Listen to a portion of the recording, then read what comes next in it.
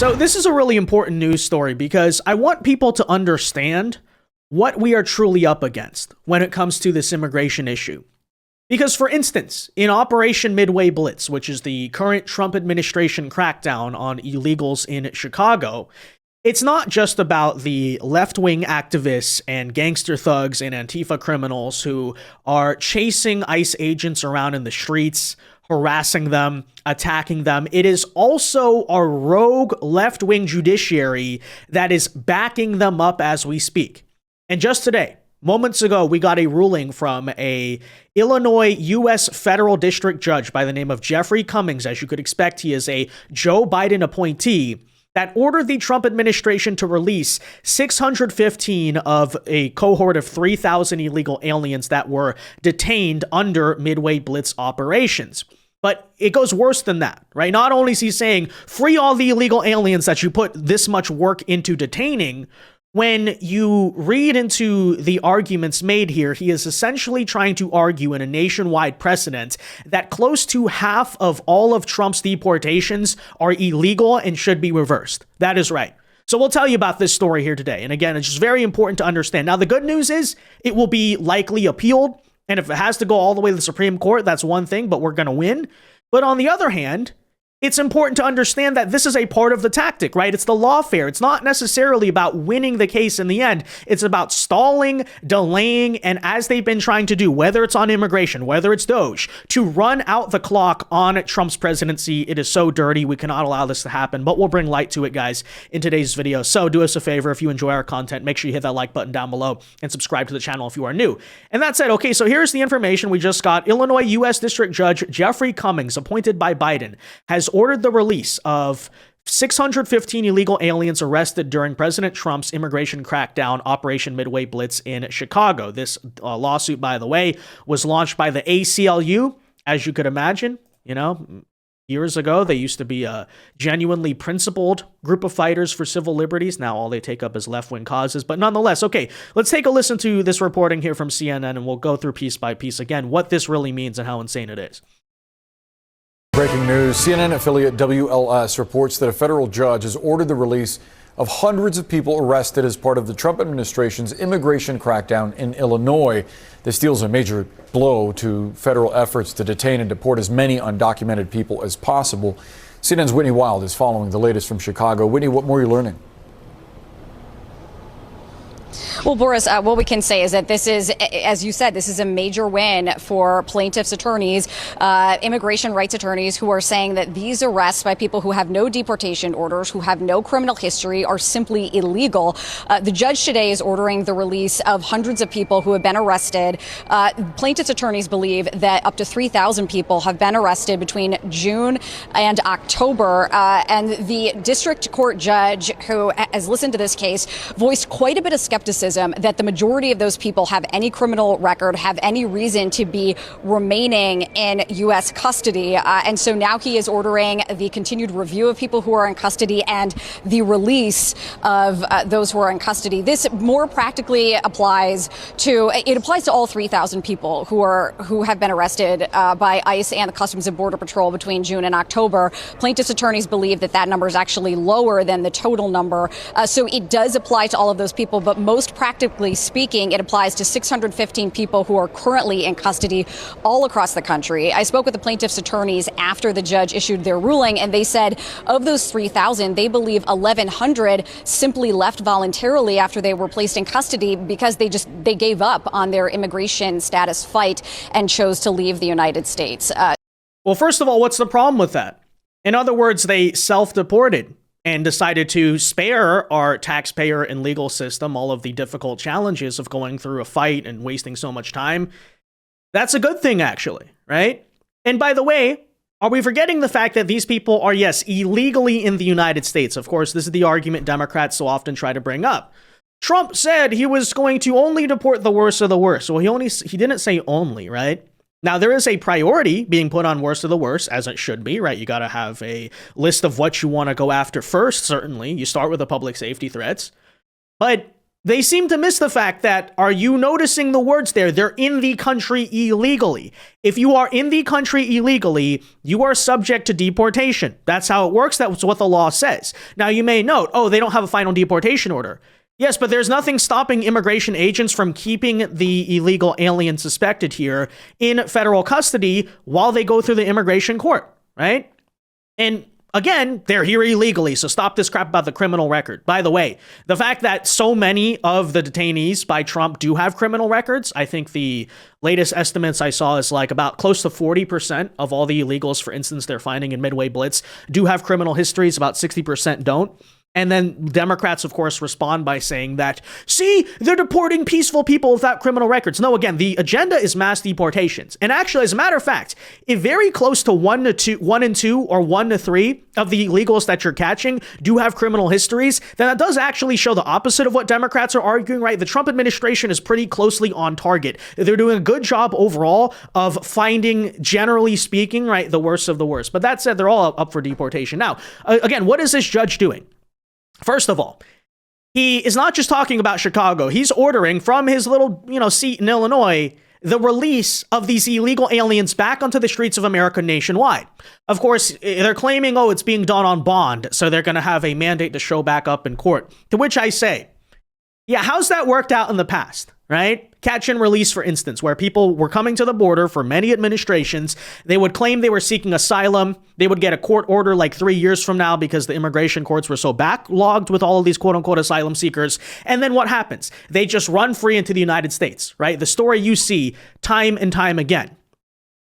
What's to stop that from happening here? Obviously, by the way, that's what this judge wants. This judge knows that these people already illegally came to America. So there's a strong precedent to show they don't have respect for the legal system. But surely if you issue a bond, they're going to show up for their court date. No, absolutely not. Absolutely not. And that is the point, right? This judge knows that. His agenda is what? Releasing these illegals back into the country. And he seems to think he's the president here, as we see repeatedly. So that's only half the story. Let's hear the other half. The next phase of the Xi-Trump conflict will not be fought with bullets, but with tungsten, rare earths, and graphite. And now in the final stage, that battle has come home to American soil. We're talking about Beijing's minerals war, and it may be the most powerful weapon in their arsenal. Why? Because no other president has been able to stop it thus far.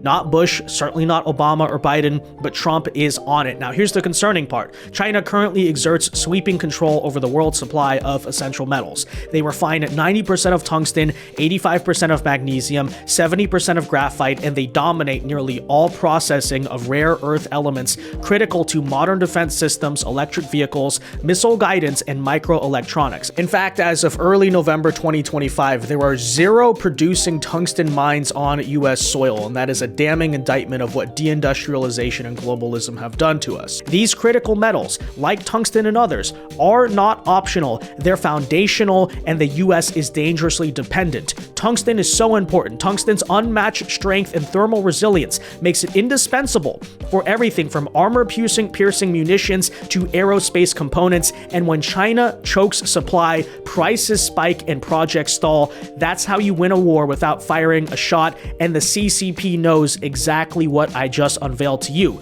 The US is currently forced to import 100% of its tungsten supply, but that's about to change, so stay tuned because I want to tell you about what could be a #1 opportunity in tungsten of this generation. That is the sponsor of today's video. To me, they're the only company that is currently checking all of the boxes when it comes to tungsten, the most important of which is that they have the best chance, according to publicly available information, of being the first to bring tungsten production back to America. And our sponsor today is American Tungsten Corp, ticker symbol TUNGF on your screen, already available on Interactive Brokers and Charles Schwab, for instance. Now, the US has not mined tungsten commercially since 2015, relying heavily on imports, as you know, 37% from China alone in the latest data. If CEO Ali Haji can execute on his business plan, American Tungsten could be the first and only tungsten miner in America that we know of within the next 2 years. That's right, the only one, folks. Now, American Tungsten currently owns an option for 100% of the IMA past-producing tungsten mine in Idaho, and the CEO has already come up with a business plan that aims to start production production in the next 12 to 18 months, well ahead of any current peer. American Tungsten Corp has already received a letter of interest from the U.S. Export-Import Bank for a loan up to $25.5 million to potentially finance the mining development and milling facilities associated with the company's Ima tungsten mine in Patterson, Idaho. The company raised a total of $30 million in 2025, and not to mention the Exim loan, it is fully funded to production if all goes according to the outline to mine up to 500 tons per day of ore, equal to about 8% of America's entire tungsten needs. That's why American Tungsten's plan to put this mine back into production after nearly 5 decades is so historic. From my side, the fact that there are currently 0 active operational tungsten mines on US soil and that the IMA mine has the best shot at becoming the first one is extremely compelling. I don't know of any other mineral or opportunity where that is the case. Again, guys, without tungsten reliably sourced, America cannot build turbines for jets, cannot manufacture key military equipment, or build nuclear plants for the AI revolution. That's why I encourage you to do your own research and due diligence on American Tungsten. This is not financial advice. This is obviously a sponsored post, but I encourage you to research and learn more. So this is, again, an enormous win for the ACLU, for the National Immigration Justice Center. Here's more from attorney Mark Fleming. For the last 2 months, the terrorizing of our neighborhoods, the brutalizing of people here has all been unlawful. That's what it's going to show. It's going to show that all of this, all of the tactics of Mr. Bavino, all of the tactics of ICE have been unlawful in the vast, vast majority of arrests. We've reached out to the Department of Homeland Security to find out if they are going to appeal, to find out what their reaction is to the judge's ruling. Fleming told me that his understanding is that they are going to, at least the DOJ is going to consult with the Solicitor General about a potential appeal. So they're expecting that. Most practically speaking, this order needs to be fulfilled by November 21st. And then more broadly, the question is, what does this mean for cases all across the country? Because this is actually based on a consent decree that is 3 years old, specifically, that says ICE is not to keep people in custody who don't have, again, these specific reasons, deportation orders, criminal arrest records, things like that. So this ruling is specifically about a consent decree that only applies here. So the question is, what does this mean nationwide? And the attorney for the ACLU told me that she believes that there are other cases across the country that are similar, and so you will start to see more cases end up just like this, with judges simply saying that these people who are in custody, it's completely improper. Back to you. Okay, well, let's interpret what that means, right? So there's a consent decree, which is like a legal thing in Chicago, in the Illinois jurisdiction from the Biden administration, right, 3 years ago, that basically says if you have an illegal alien with no criminal history or deportation order, but they are an illegal alien, you cannot keep them in custody. Now, notice what they point out. That consent decree, even though it's ridiculous and should be appealed or struck down, whatever, applies only to Illinois.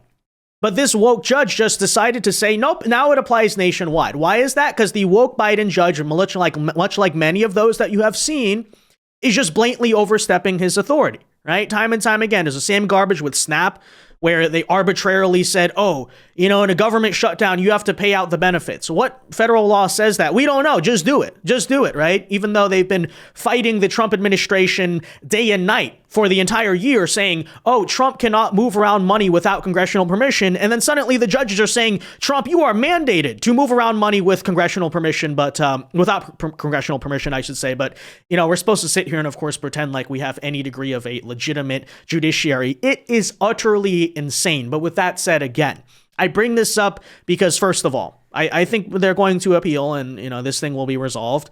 But it's also worth noting, right, what we are up against in this country. Especially I've heard a lot of conservative criticism as of late of, there's people on X, for instance, who are just constantly dooming, they're blackpilling, they're saying, I've turned against Trump, right? Trump is not doing enough. And a big contention of that debate comes on immigration. They say Trump's not been anti-immigration enough. He hasn't done enough deportations. He hasn't cracked down enough on H-1B or the legal system or all these things. And it's like, okay. I understand those criticisms. Don't get me wrong. And absolutely, we need to be having more deportations. But in fairness, we should understand the context that they're trying to operate under, right? When you have these woke judges who every single time you try to deport a single illegal alien, they make it this difficult, you know? It's important to understand that's what the administration is trying to fight every single day. And yet still, what are they managing to do? Despite all the woke judges, despite all of the activists in the streets basically trying to kill ICE agents oftentimes, right? They're still moving ahead and, getting the job done that needs to be done. And that's something I want to point out to the critics is that everything you're seeing Trump do is in spite of how hard the system is fighting to push back against that, right? And so it actually is pretty impressive. Again, I think your criticisms are valid. Okay, absolutely. 500,000 deportations this year plus, 2 million self-deportations, whatever. It's not enough, right? We need to be pumping up the numbers.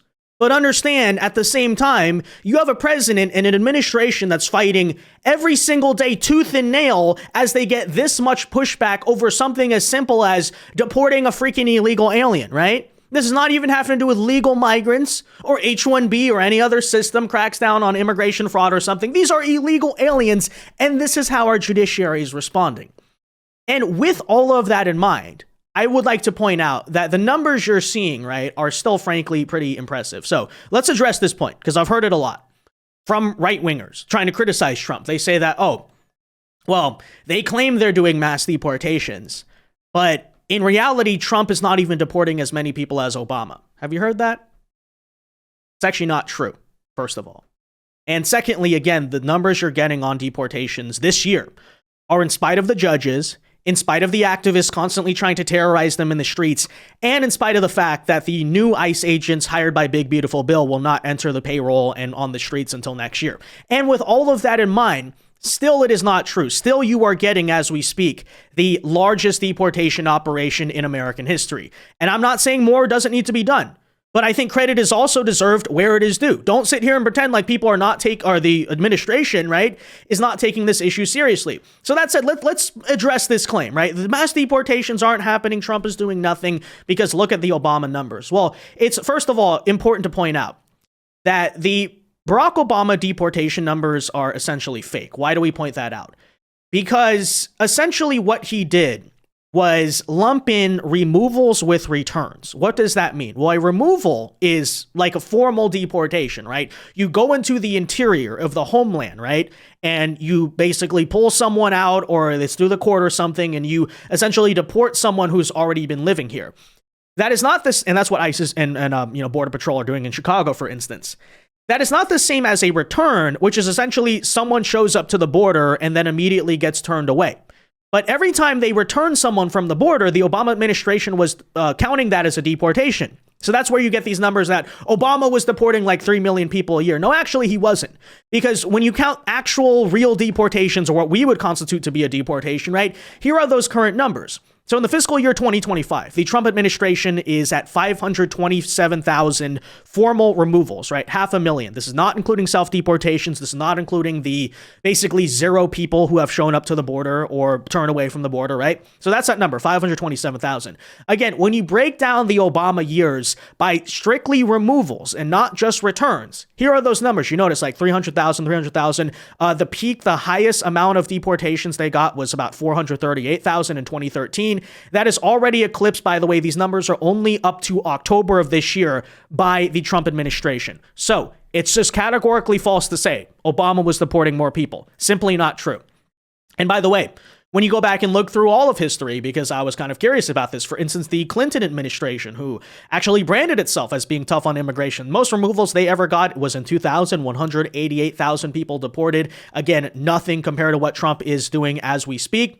And even under Reagan, never eclipsed like 25,000. By the way, even under President Eisenhower and Operation Wetback, which, by the way, that's what it was called. Okay, that's actually what is it called. Don't get mad at me. That's what they called it back then, which was just often lauded by some of these conservatives to be the true crackdown on illegal immigration, primarily also focused on returns, right? They returned about like 2.5 million people, but in terms of removals, it was only like 20 to 50,000 essentially a year. So again, what is the point we're making about this? Despite all of the pushback, you are still getting the largest deportation operation in American history. certainly I am hoping we can get these numbers in the millions next year under Big Beautiful Bill. And I don't think it's bad to, put continual pressure on the Trump administration, like keep on fighting. This is what the base wants. But again, at the same time, let's not be bad faith. Let's not sit here and act like nothing is going on, right? This is the system we have in this country, right? The courts keep fighting. It sucks, but at the same time, what do you expect Trump to do about this? He's fighting them in the courts, but do you want him to just override the courts, right? Just suspend the Constitution, become an autocrat, become Francisco Franco? I'm sure some people probably want that, but let's be realistic. That's not happening. It's just not happening. You can LARP about your fantasy of it, and that's basically what the liberals think Trump is going to be, but that's not what's going to happen. I could foresee a situation decades from now in America where things get so bad, like you do see some type of Caesar or Augustus or Franco-like figure like rise in the United States. But frankly, I don't root for that, right? Because I want to see our system succeed as it was intended, right? That's why I'm rooting for Trump. He's the moderate solution, as I so often say. And, there's nothing to say on the flip side that if you're in that situation where there's a military coup, civil war, whatever, like the system gets toppled as it exists, that, yeah, okay, you might get some right-wing autocrat who actually deports millions, but you could also get a freaking communist dictator. So to all these people who are constantly like, why isn't Trump just becoming a dictator? It's like, oh, did you expect that to happen? I never thought that was going to happen, right? Trump is basically the last hope of trying to save the republic as it exists. And I'm rooting for that to succeed because sincerely in my heart, I am a moderate, right? They are crazy. I'm a moderate. I want to see our system work as it was intended. But in order to do that, right, we have to actually be honest, first of all, about what we're fighting. But then secondly, right, my hope really with Trump was not that he was going to magically save everything in 4 years. I never said that. What I did say I hope for is that it's basically this catalyst moment that re-energizes and remobilizes and remoralizes, right? Reverses the demoralization of the right wing and the patriotic people in America that, hey, we can do this. You can get into office and affect serious change. And, let's keep the momentum pushing forward for decades. And let's continue fighting, and not just checking out of the system because we believe we've all lost. And what has happened, ironically, with all these doomers, okay, is that the Trump administration got into office and they've done that. Right? They've made the most aggressive immigration reforms in American history, in at least recent American history, right? And people sit around and act like he's doing nothing. It's so baffling to me, frankly. I would almost argue these demoralization agents are doing the bidding of the left intentionally or not. Because how can you deny these numbers? But you might say, okay, still not enough deportations. I get it. But when you actually zoom out, not just talking about, formal removals, but the greater context here, okay?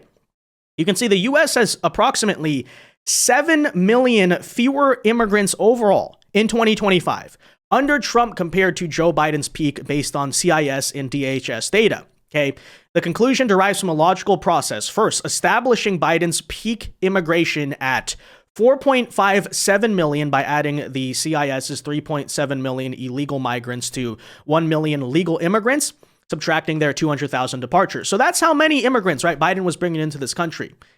Calculating 2025, Trump's net immigration as minus 2.6 million people. We removed 2.6 million people on the net, using only 200,000 new arrivals to 2.8 million departures, whether that's deportations, self-deportations, etc.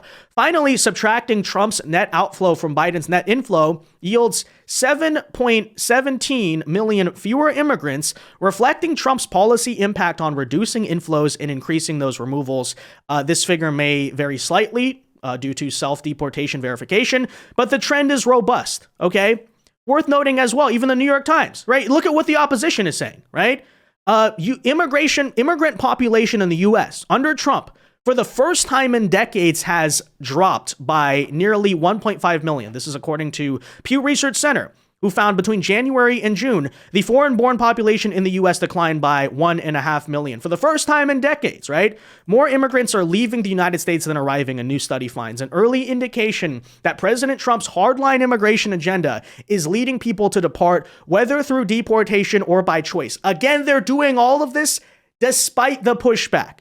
So I feel like credit's due where it's due, is it not? Right? I'm actually overall proud of what the Trump administration has. I think it's sincerely actually very impressive that you've managed to get an immovable system when you don't have the judges on your side. You don't even have the Republican Congress on your side because, you know, they're just as much uniparty, the same big business interests who sponsor immigration and mass migration and illegal immigration into the country. They're buying out the Republicans too. So basically on his own, right? Trump and Stephen Miller and, you know, the administration officials just did all this. You know, it's very impressive. An analysis of new census data released on Thursday by the nonpartisan Pew Research Center found that between January and June, the foreign-born population in the United States, both lawful and unlawful residents, declined by nearly 1.5 million. In June, the country was home to 51.9 million immigrants, down from 53 million just 6 months earlier. Again, that is the first time in decades where the immigrant population in the U.S. declined instead of rose over the year. That's historic, needless to say, right? Officials from the Trump administration have applauded the net outflow, asserting that the pressures on government services have eased and job markets have rebounded. And some supporters of the immigration crackdown, yes, are saying it hasn't gone far enough. I agree. But now is not the time to hop off the bandwagon, right? It's not the time to say, oh, they betrayed us. They're doing nothing. They're literally doing everything they freaking can in the system, you know? You can argue that the overall system, maybe you're on the side where you think it needs to be toppled, but this is what they're like, to the extent to which you can address immigration without Congress and without the judges. That's what Trump is doing. They're literally using everything in the book. And of course, right, what are the judges trying to respond by saying, right? You can't deport people. So listen, President Trump has my full support in his immigration fight, right? I'm happy with what's actually happening here. I want to see more, but I think credit's also due where it's due. Right? This is historic. It is the largest deportation operation in history. According to historical precedent and context, mass deportations are already happening. And again, that is in spite of how hard they're fighting us. So the end result of this court ruling will be big. We need to appeal. We absolutely need to win. They're fighting us hard on it, but you know, the work is continuing. And I'm actually proud to see that. And really do not fall for these demoralization agents. Okay. They are trying to do the bidding of the opposition. They're trying to demoralize you. So you're like, oh, I'm never going to vote ever again. You know, let's let the Democrats win because there's no difference between Trump and a Democrat. Trump and Biden, you know, they're the same administration. You have to be a terminally online, like black-pilled idiot to believe that. That's what you have to be. Okay, these are the numbers. Argue with me, but you're arguing against reality. You have the most anti-immigration, most, you know, crackdown, restrictionist hawk president in your lifetime on this issue. And so many people on the right wing are responding by attacking him for it. Come on, be real. Remember the context. Remember the presidents of the past, right? A lot of you were alive to remember Obama or Bush or Trump, or even Trump 1 or Biden, obviously. Okay. And this is what you're getting in response and you're mad about it? Come on now, guys. But anyways, all right, that said, let me know your thoughts. Be sure to leave a like on this video, subscribe to the channel if you are new. And until next time, God bless and peace.